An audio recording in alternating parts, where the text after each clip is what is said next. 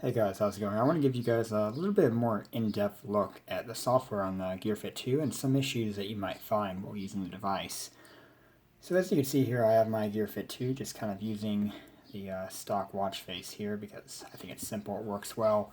One thing I want to point out is that first of all, you have all the cards here and you can't really add an alarm or any apps to it like Spotify, the alarm apps or anything like that, which kind of sucks. So what you have to do is you go home by hitting this first button here, which is your home button. This is your back button.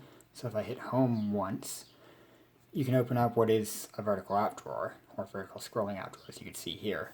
So I'm going to turn down the brightness of my Gear Fit because it kind of throws off the camera a little bit. So let's do that. You guys can see it a little better now. So as you can see here, these can be rearranged all in the Gear Manager app. You have like your steps and all that fun stuff. But what I find interesting is that, if I have an app like, let's say I want to bring up my alarm clock, I can't bring this up anywhere but in the actual menu here, the app drawer, which kind of sucks because I wish you could have a card for it because it would be a lot easier to access. But this app does run in standalone mode. You can set an alarm for any time. The Gear Fit will vibrate, and it works pretty well. It's nice to have. I know initially it wasn't available in the App Store, but now it is. So that's nice to see.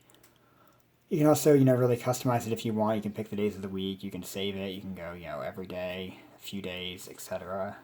You can add a bunch of alarms. So if we go back, I show you a look or have a look at, like, let's say stopwatch. This also runs independently, so you have more than one, kind of app you can run as far as time goes.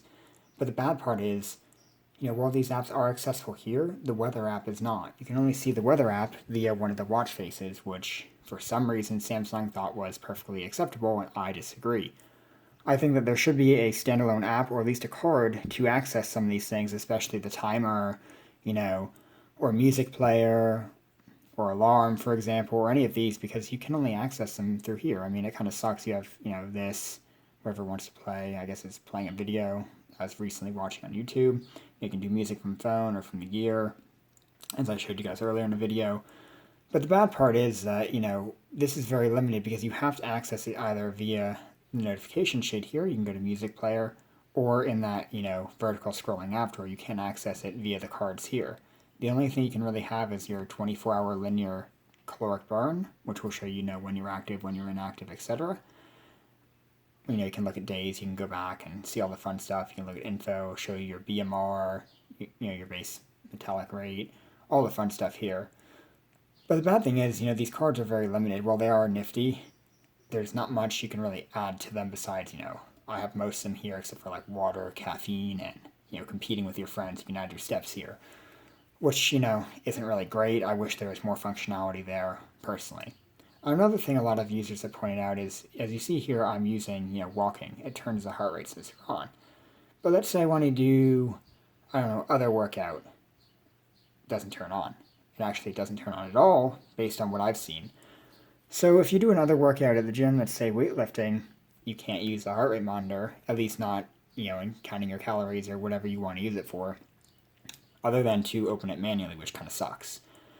And I believe Samsung, I was looking at XDA, said there are only real 4 activities where you can actually track your heart rate while doing it. And those are walking, running, cycling, and I think hiking. I believe, I'm not entirely sure, I'll have to check. There might be a few more that actually do it based on what Samsung said, but they might add the functionality in the future, although, who knows when that will actually happen. So let's have a look at some of the other stuff here, like steps. You can set your step goal. The base is always at 6,000. So, you can go up in increments of 100. If I go down here, you can see, my average steps per day. So if I hit set target, I can actually, scroll up one at a time, or I can hold this. If you guys can see that. And it'll go up a bunch. You can set it or you can not set it. I don't think really it matters that much. I personally just like to see it out of curiosity. I did a walk this morning. It's about, 10,000 steps, give or take. I've also noticed that my phone likes to overestimate about 10% of, steps I've actually walked based on my height as to what the Gear Fit says. So keep in mind that both of them will give you different readings. Which one's accurate, you'll never know unless you physically count them, which would be very tedious. Another thing here, you can see your floor is climbed. As I mentioned, you can track all these little things. You can see, set your target. The same as with your actual step counter there. So it's nice to see, some of the stuff is quite useful, but it's very limited, as I mentioned, especially the weather. So if I go here, I go into, like, let's say a different watch face that actually features weather. For example, this guy right here. So you can see weather shown at the bottom. I'm waiting for it to update. You can see it is currently 73 degrees Fahrenheit, and you can see the high and low for the day. But the bad part is you can only access it through one of these watch faces. You can't access it anywhere else. So, I can go in here and you can customize all of your watch faces however you see fit. But that doesn't give you access to the weather app other than through there or by pulling out your phone, which kind of ruins the point of having standalone mode unless you really like one of those particular watch faces.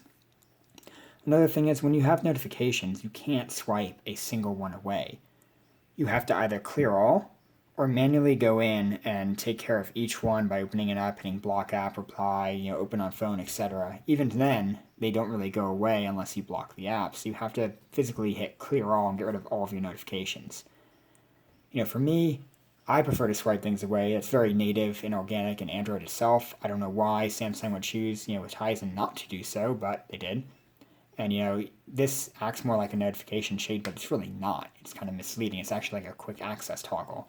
As you can see here, I have my Bluetooth, all the fun stuff there. Music player, there's actually a do not disturb mode, which I didn't show you guys earlier. So you can have do not disturb.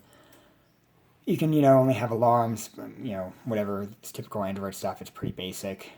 You can also go back in here and adjust your brightness quickly, as I showed you guys earlier, all the way from 1 to 11. But I usually use 5. Currently, I've been using this device for about 2.5 days, so 60 hours right now. And I'm at 21% battery. And I've tracked a good 4 hours of walking, with the heart rate monitor and GPS on in standalone mode. But right now I'm connected to my S7 Edge, which is filming this via Bluetooth. But let's say I want to, for example, turn off my Bluetooth. So I'm going to turn it off on my phone right here. And you'll see it's going to say, disconnected. So as you can see right now, it is running in standalone mode. If you see this little icon at the top. Now it's going to say it's connected to Wi-Fi.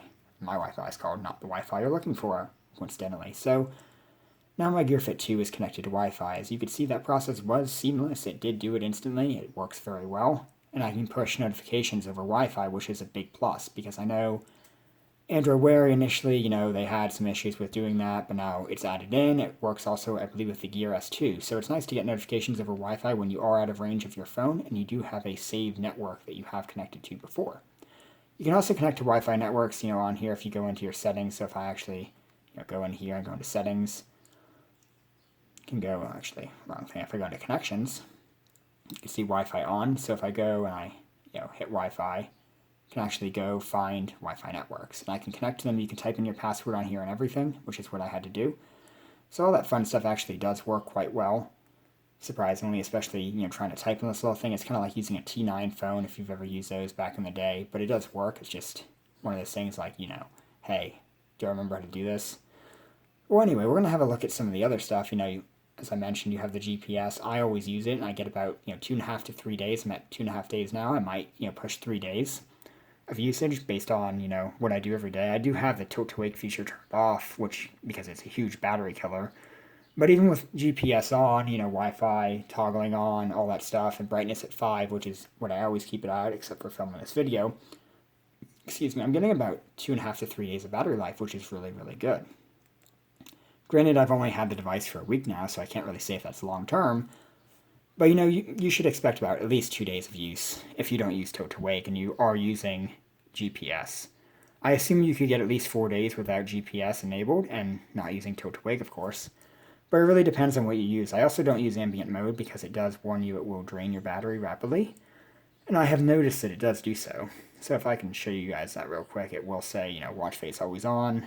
It's going to say it will significantly increase battery consumption, which it does. So I'm going to turn the watch face off by tapping it. If it wants to respond, I guess it's not cooperating right now.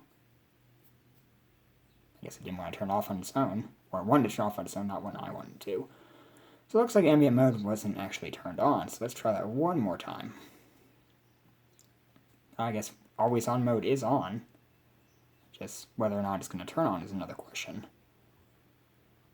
So it looks like it doesn't want to turn on, unfortunately, which is kind of, an issue. I'm not sure why, because it does normally work. Maybe it's because the battery's pretty low. Not entirely sure. But I'm going to follow up on more of the software in depth in my next video.